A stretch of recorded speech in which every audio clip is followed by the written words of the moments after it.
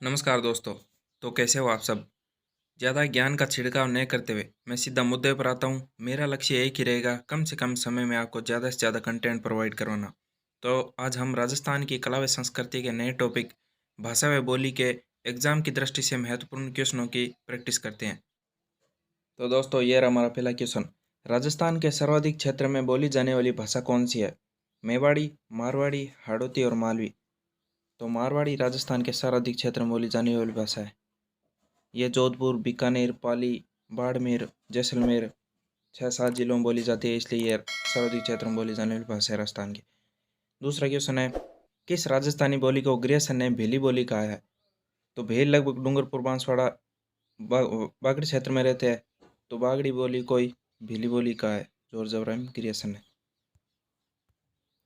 ये रहा अगला क्वेश्चन। मेवाती बोली किस जिले में बोली जाती है? मेवात क्षेत्र अलवर और भरतपुर के क्षेत्र को मेवात क्षेत्र कहते हैं। तो बीकानेर, जोधपुर, अजमेर और अलवर, तो अलवर जिले में मेवाती बोली बोली जाती है। अगला क्वेश्चन है, निमाड़ी और रांगड़ी किस बोली की विशेषता है? हाड़ौती, मेवाती, मालवी, अहिरवाटी।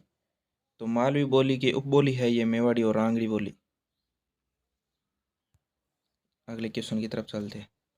चरणदास एवं लालदास जी के साहित्य की भाषा है मारवाड़ी, मेवाती, ढूंढाड़ी और बांगड़ी। तो चरणदास एवं लालदास जी की साहित्य की भाषा मेवाती है। इसी भाषा में साहित्य लिखे गए हैं चरणदास जी और लालदास जी के। खेराड़ी बोली किस क्षेत्र में बोली जाती है? पाली, जालोर, टोंक, भीलवाड़ा, सीकर, जयपुर और अजमेर, नागौर। तो इनमें टोंक और भीलवाड़ा में खेराड़ी बोली बोली जाती है। ये अगला क्वेश्चन। राजभाषा विभाग की स्थापना राजस्थान सरकार द्वारा कब की गई? 1975, 1988, 1978 और 1980। तो 25 जून 1975 को राजभाषा विभाग की स्थापना की गई थी। 25 जून 1975। अब अगला क्वेश्चन है, सीताराम लालस जिन्होंने राजस्थानी शब्दकोश तैयार किया था, उनका संबंध किस जिले से है? अजमेर, जोधपुर, जयपुर और पाली। तो जोधपुर से सीताराम लालस का संबंध है।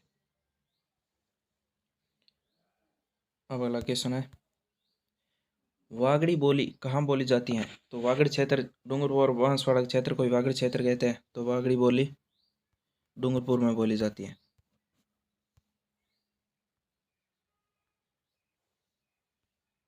सॉरी, ये रहा डूंगरपुर। राजस्थान के दक्षिण पूर्वी भाग में बोली किस बोली का प्रचलन है? मारवाड़ी, हाड़ौती, मेवाती और मालवी। तो दक्षिण पूर्वी भाग हाड़ौती क्षेत्र है, इसलिए वहां पर हाड़ौती बोली। कौन सी बोली राजस्थानी बोलियों के अंतर्गत नहीं गिनी जाती है? मारवाड़ी, मेवाड़ी, तोरावटी और ब्रिज। मारवाड़ी मारवाड़ क्षेत्र में, मेवाड़ी मेवाड़ क्षेत्र में और कांतली नदी के प्रवाह क्षेत्र में बोली जाती है तोरावटी, और ब्रज भाषा हमारे राजस्थान में नहीं बोली जाती है। राजस्थान की मरुभाषा कहलाती है तोरावटी, मारवाड़ी और मेवाड़ी। राजस्थान का आपको पता हो तो पहले नाम ही मरु प्रदेश था, और मारवाड़ी सबसे पहले वहीं पे बोली जाती थी, इसलिए इसी भाषा को मारवाड़ी भाषा को ही मरु भाषा कहा जाता है। ये रहा हमारा अगला क्वेश्चन। संत दादू ने अपनी साहित्यिक रचनाएं किस भाषा में लिखी है? ढूंढाड़ी, मारवाड़ी, वागड़ी और मेवाड़ी।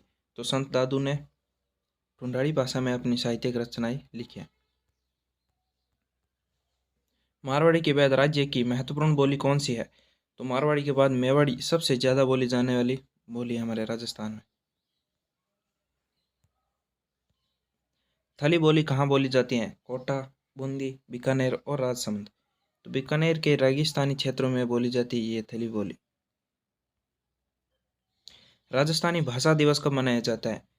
21 जून, 23 फरवरी, 21 फरवरी और 23 जून। तो 21 फरवरी को राजस्थानी भाषा दिवस मनाया जाता है।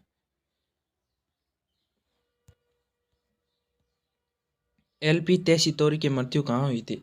अगर आपको पता हो तो एलपी तेसी तोरी राजस्थान में सर्वप्रथम जोधपुर आई, फिर बीकानेर आई। बीकानेर के महाराजा गंगा सिंह के दरबार में रही इन्होंने बीकानेर में एक म्यूजियम भी बनवाया, और सर्वप्रथम कालीबंगा सभ्यता के बारे में इन्होंने ही बताया। इनकी मृत्यु भी बीकानेर में ही हुई है।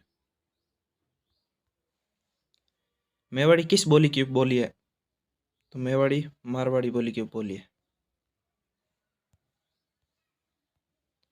पिंगल किस भाषा का साहित्यिक रूप है?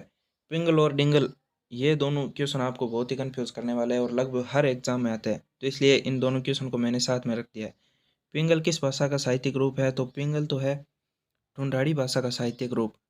और अगर डिंगल का पूछे तो डिंगल मारवाड़ी भाषा का साहित्यिक रूप है। पृथ्वीराज राठौड़ बीकानेर वालों को डिंगल का हीरोज कहा जाता है। और एल पी तेसी ने इनको डिंगल का हीरोज कहा था। ये रहा हमारा लास्ट क्वेश्चन आज का। राजस्थानी भाषा का सर्वप्रथम वैज्ञानिक अध्ययन किसने किया? एल पी तेसी, George Abraham Grierson, mister Kelong और जेम्स टोड।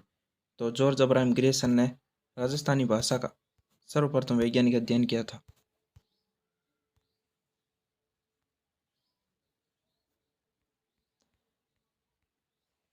तो फ्रेंड्स, मैं आशा करता हूँ कि आपने इस क्लास से कुछ न कुछ ज़रूर सीखा होगा। हम इसी तरह डेली एक टॉपिक के एग्जाम की दृष्टि से महत्वपूर्ण प्रश्नों का अभ्यास करेंगे। और अगर आपने अभी तक हमारे चैनल को सब्सक्राइब नहीं किया है तो सब्सक्राइब जरूर कर लेना। धन्यवाद।